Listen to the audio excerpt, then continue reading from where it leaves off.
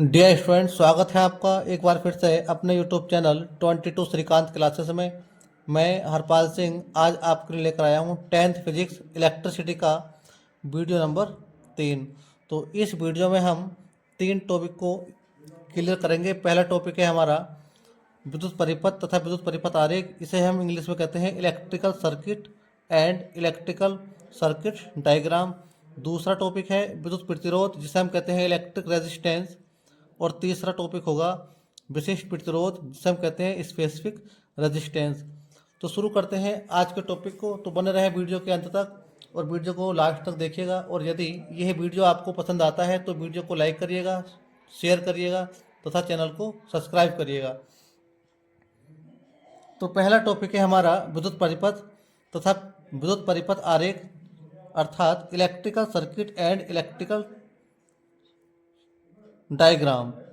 तो हमने क्या करा है, इसका एक यहाँ पे एक डायग्राम बनाया है जिसमें यहाँ एक बैटरी लगाई है और एक कुंजी लगी है, यहाँ पे एक एमीटर लगाया है और यहाँ पे क्या है, एक बल्ब।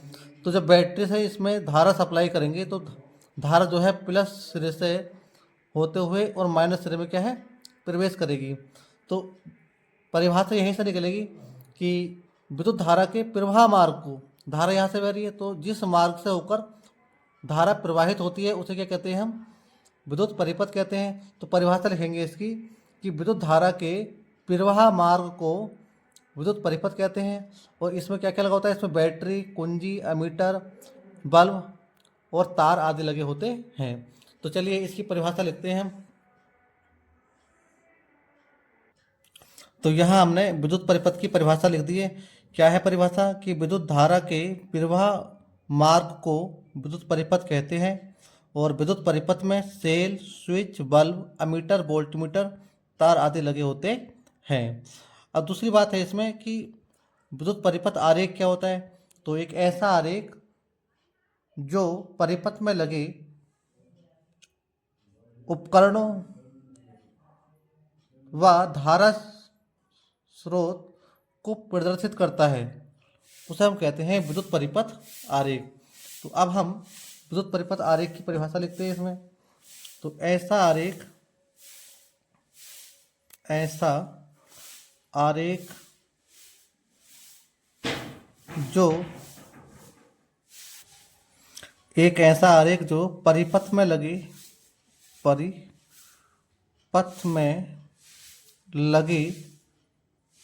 उपकरणों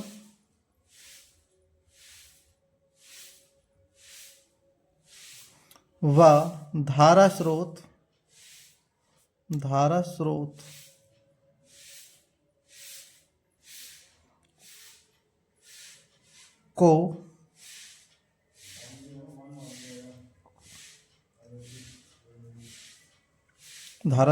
को प्रदर्शित करता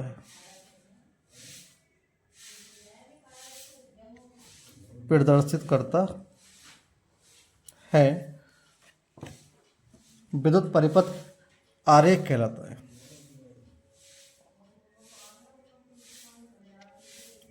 विद्युत परिपथ आरेख कहलाता है। तो यह है हमारा पहला टॉपिक, अर्थात कि ये हमने क्या है, एक परिपथ बनाया है जिसमें क्या है, कुछ विद्युत उपकरण लगे हैं जैसे बैटरी, कुंजी, एमीटर, बल्ब। ये क्या कर रहा है, इसमें परिपथ में धारा की साइड से बह रही है और इसमें उपकरण में जो उपकरण लगे हुए उसको शो करता है। तो उसे हम क्या कहते हैं, विद्युत परिपथ आरेख कहते हैं। चलते हैं नेक्स्ट टॉपिक की ओर। विद्युत प्रतिरोध। तो क्या होता है, नाम से स्पष्ट है प्रतिरोध, अर्थात किसी चालक का वह गुण जो धारा के मार्ग में रुकावट अर्थात अवरोध उत्पन्न करता है, उसे कहते हैं हम विद्युत प्रतिरोध। तो चलिए लिखते हैं इसकी परिभाषा को हम। तो यहाँ हमने विद्युत प्रतिरोध की परिभाषा लिख दी है। देखते हैं क्या है कि किसी चालक का वह गुण जो विद्युत धारा के मार्ग में अवरोध उत्पन्न करता है, चालक का विद्युत प्रतिरोध R कहलाता है। या आप इसी परिभाषा को दूसरे शब्दों में लिख सकते हैं कि किसी चालक का वह गुण जो विद्युत धारा के प्रवाह का विरोध करता है, चालक का विद्युत प्रतिरोध कहलाता है तथा इसे R से शो करते हैं। अब इसके लिए हम सूत्र की गणना करते हैं कि यदि किसी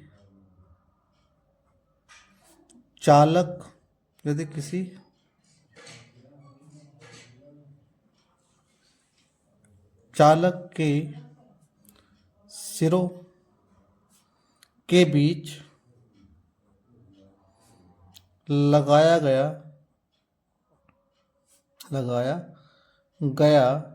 विभवांतर B तथा प्रवाहित धारा I है, तब चालक का प्रतिरोध तो जो R होगा ये होगा B/I। ये प्रतिरोध का सूत्र है। इस सूत्र की सहायता से न्यूमेरिकल होंगे। तो यहाँ से अगर मात्रक की गणना करते हैं, चालक का जो प्रतिरोध है उसको किस चीज़ से मापा जाता है, तो अगर इसका मात्रक सूत्र से निकालेंगे हम तो मात्रक आएगा B क्या है, विभव का मात्रक होता है वोल्ट, और बटे में है धारा, तो बटे के बोलते हैं प्रति, और धारा का मात्रक होता है एम्पियर, या इसी वोल्ट प्रति एम्पियर को हम कहते हैं ओम, और ओम का जो प्रतीक होता है वही होता है ये।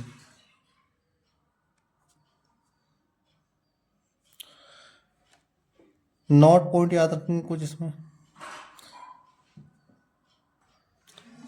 पहला नोट है कि जो विद्युत प्रतिरोध है ये चालक का गुण है, तो इसलिए क्या है, एक अदिश राशि है।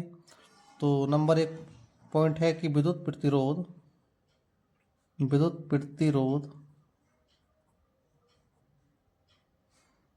एक अदिश राशि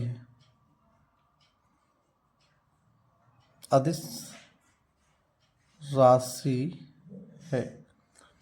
दूसरा मेन नोट पॉइंट है हमारा कि ये जो ओम है ये चालक का मात्रक है, इससे छोटे जो मात्रक होते हैं एक होता है माइक्रो ओम।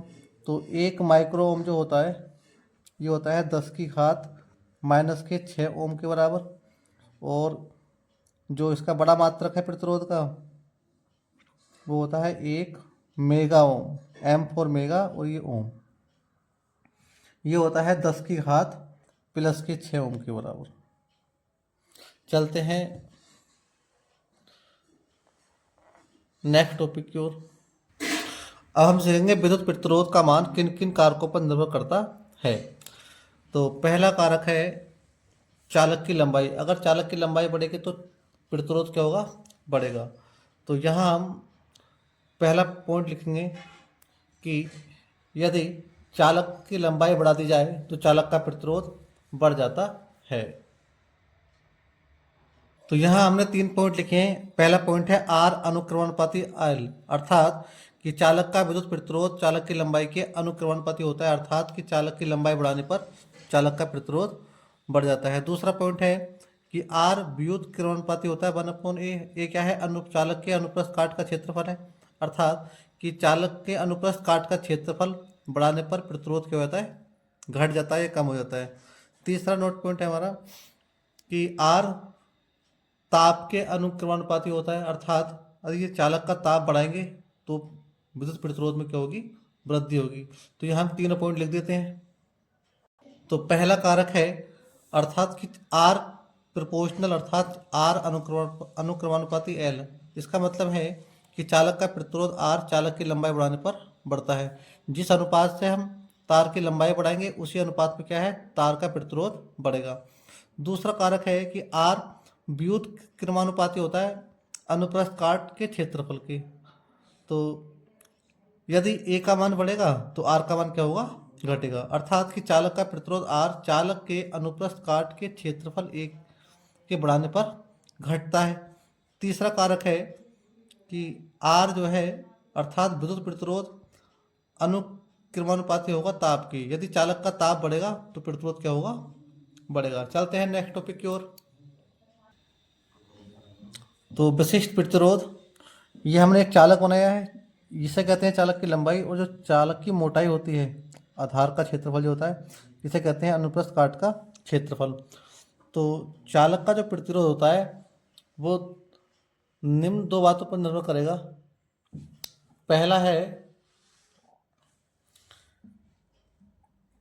चालक की लंबाई के अनुक्रमानुपाती होता है, अर्थात जो प्रतिरोध है आर वो अनुक्रमानुपाती है चालक की लंबाई की। इसको मान लेंगे समीकरण नंबर 1, अर्थात आर बढ़ेगा, सॉरी एल बढ़ेगा तो आर बढ़ेगा, और एल को कम करोगे तो आर का मान घटेगा। दूसरा है कि चालक के अनुप्रस्थ काट के क्षेत्रफल ए के व्युत्क्रमानुपाती होता है, अर्थात जो चालक का प्रतिरोध है आर व्युत्क्रमानुपाती में बटे में लिखते हैं किसके है, अनुप्रस्थ काट के क्षेत्रफल, तो ये ए। इसको मान लेंगे समीकरण नंबर 2। तो समीकरण 1 व 2 से लिखेंगे फ्रॉम इक्वेशन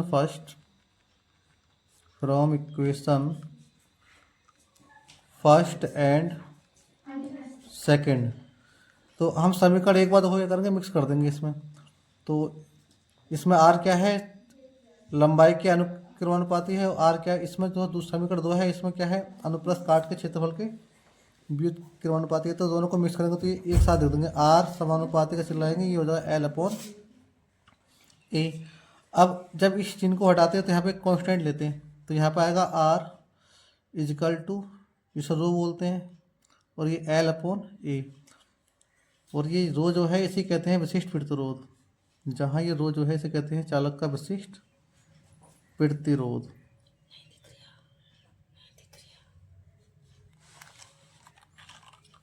विशिष्ट प्रतिरोध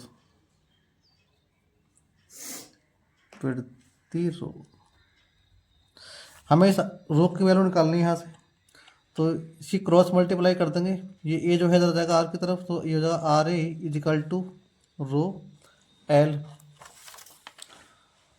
और यहाँ से अगर रो की वैल्यू निकालेंगे तो ये अगर रो इजिकल टू, ये एल इसके बटे में आ जाएगा, तो आर ए अपॉन में आएगा एल।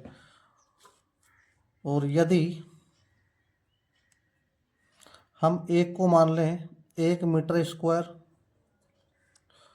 और एल को मान लें 1 मीटर, तो ये रो की वैल्यू आएगी रो इजिकल टू,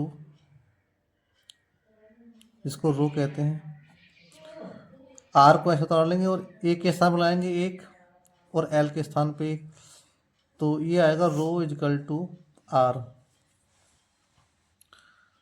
अर्थात यानी कि जो आर है वो रो के बराबर, अर्थात चालक का प्रतिरोध विशिष्ट प्रतिरोध के बराबर है। तो ये कब है, जब अनुप्रस्थ काट का क्षेत्रफल ए और चालक की लंबाई क्या है, एल है, तो उस कंडीशन में जो चालक का प्रतिरोध होता है उसे क्या कहते हैं, विशिष्ट प्रतिरोध कहते हैं। तो यहाँ इसकी परिभाषा यहाँ से बनेगी कि 1 मीटर अनुप्रस्थ काट क्षेत्रफल तथा 1 मीटर लंबे चालक तार का जो प्रतिरोध होता है उसी के कहते हैं चालक का विशिष्ट प्रतिरोध कहते हैं। तो यहाँ इसकी परिभाषा लिखते हैं, तो हम कह सकते हैं कि 1 मीटर लंबे तथा 1 मीटर स्क्वायर अनुप्रस्थ काट क्षेत्रफल वाले तार का प्रतिरोध ही उसका विशिष्ट प्रतिरोध कहलाता है, तथा इसे रो से शो करते हैं। तो आशा करता हूँ कि ये वीडियो आपको पसंद आया होगा। तो वीडियो को ज़्यादा से ज़्यादा लाइक करिएगा, शेयर करिएगा और चैनल को सब्सक्राइब करिएगा। यही वीडियो इसी के साथ यहीं समाप्त होता है। मिलते हैं एक नई वीडियो के साथ, तब तक के लिए नमस्कार, जय हिंद, वंदे मातरम। Thank you for watching.